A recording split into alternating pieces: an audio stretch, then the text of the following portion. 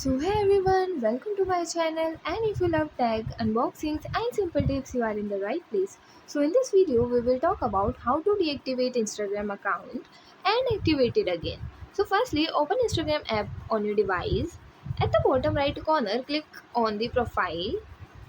Tap the three horizontal lines in the top right corner.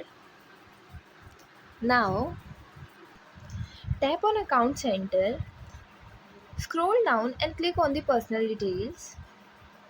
In this, look for the option account ownership and control. Click on it. Now, click on the deactivation or deletion and then select your Instagram account. Make sure deactivate account is selected and click on continue. Now, enter your Instagram account password.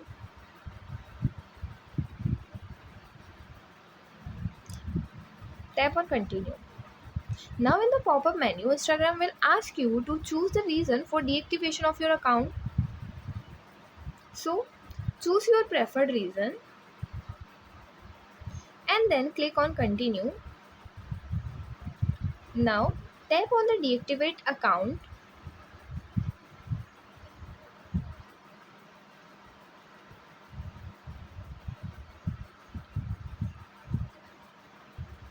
Okay, now it is done.